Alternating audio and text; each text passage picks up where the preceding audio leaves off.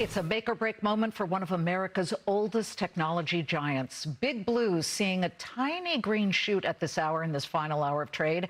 Shares, which earlier dropped as low as $199, have reversed and right now are slightly green, well, you know, it's back and forth across the flat line, but they're at $205.62. It's a lot better, but the stock has so much more ground to make up.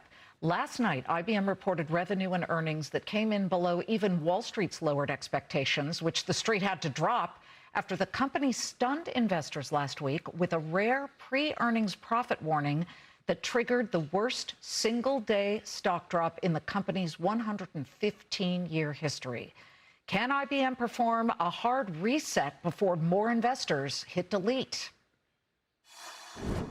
Joining me now, IBM Chairman and CEO Arvind Krishna. Arvind, thanks for coming on the Claman Countdown. We appreciate it. Liz, it's always a pleasure to speak with you. You got some analysts from major banks standing by IBM today, even though last night you trimmed your full-year sales growth forecast from what had been more than 5% to a range of 4 to 5%. When investors see that, some assume last week's warning and subsequent earnings miss this time around is more than just a one-quarter problem. Are they wrong? So I think that the problem was in one very, very narrow area. The narrow area was large CapEx deals at very large clients.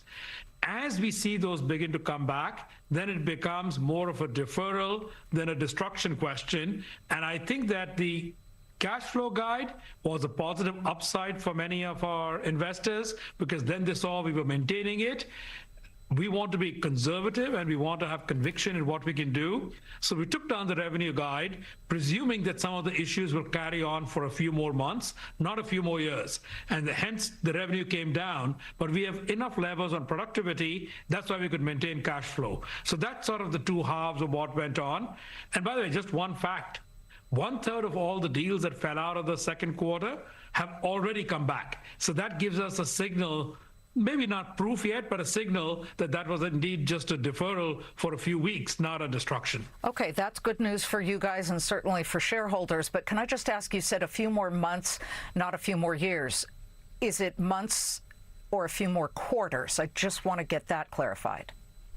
This is all a question of I find it hard to predict that because it came so suddenly in the end of the second quarter, just in the last couple of weeks of June, that it's hard for us to predict when is it that the sheer inflation driven by the semiconductors into the servers and the networks that people are buying, when they think that that is going to come down to more normal levels, maybe 10, 20% a year, they'll have normal buying. When those are going up at 60% year over year, people are worried. And that's the classic inflation that if it's going to go up that much, I need to buy that now. And so I redirect my CapEx to that side. So that's what you're talking about regarding deferred. But I do have to ask, because you've talked about the fact that these clients rush to buy AI infrastructure, meaning servers, storage, memory, ahead of expected price increases, meaning they'll pull their CapEx away from IBM's traditional software and infrastructure offerings. We've followed the major price hikes, especially in memory. But over the past 2 years, when we've spoken, you've positioned IBM as a crucial part of the AI stack. And you've consistently described AI as a tailwind for IBM. But if your own clients are choosing to spend their AI dollars on infrastructure that doesn't flow through IBM, is that not the market telling you something a little uncomfortable about IBM's position in the AI stack? Well, I think we'll prove it to you over the next 6 months. Okay.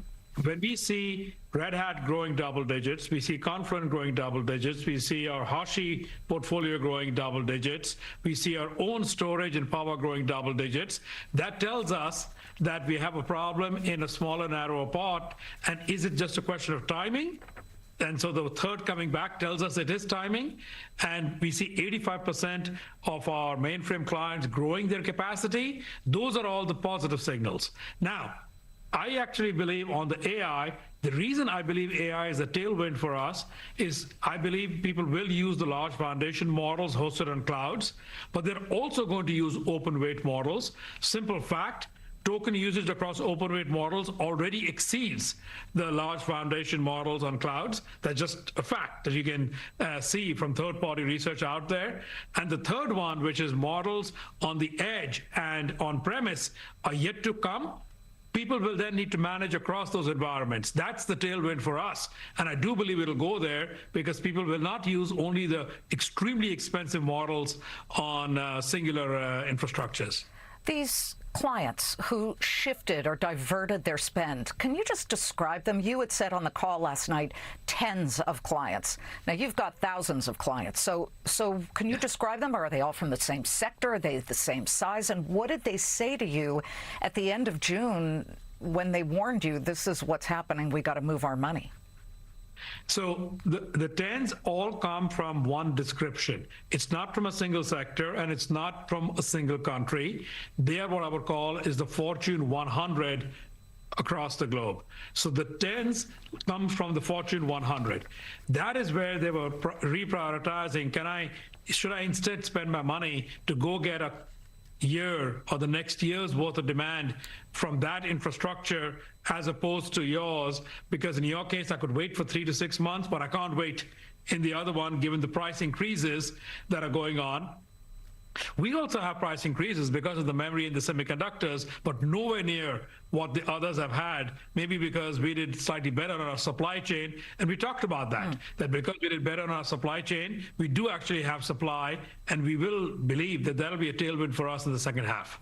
What concrete actions, not strategy, but actual action, the number one action you've told your team we need to take right now so this gets in the rearview mirror and doesn't rear its head again? So let me describe our software business. 80% of our software business is already an annuity business, meaning it is OpEx and it is consumption based. 20% of our software business is more aligned to CapEx spending, where people buy licenses and then choose where to deploy it. That 80% is already growing at very healthy numbers.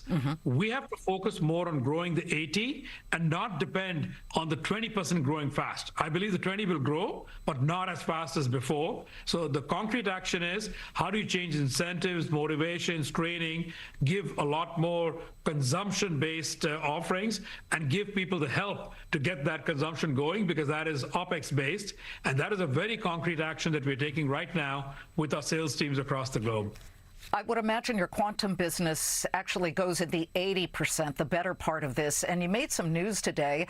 You acquired HRL. This is a quantum computing lab that's jointly owned by Boeing and General Motors. Give me a sense of why you like that company. What can it do for a business that the Trump administration has been keenly interested in, so much so that they've invested or seeded about $1 billion in your efforts in quantum? So we think quantum is an incredibly important technology for national security, but also for economic advantage. It's one of these that is both. And the Trump administration in their last EO was very clear that we need to be ahead, and we also need to protect the country. Now, if I look at HRL, they got a lot of strength in quantum materials, in quantum sensing, and in another semiconductor-based quantum qubit technology called spin electronics. So all of that says this is a great team that sort of came on the market, and we want to add it to our effort. So now we're sort of increasing our total investment and increasing the different alternate technologies that we have inside our portfolio, which only then increases the chances that we are one of the winners.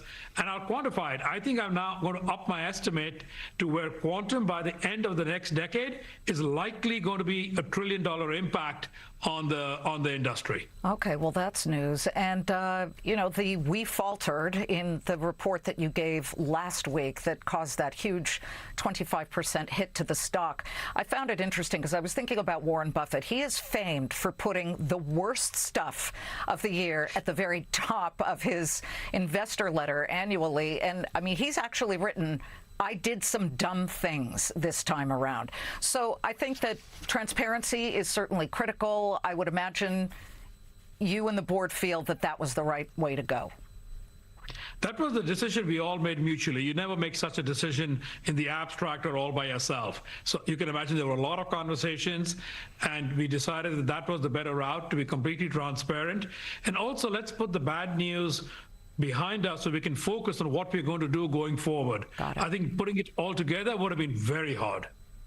Arvind, thank you very much for coming on the show to talk about this. We hope to see you next time. Look forward to it.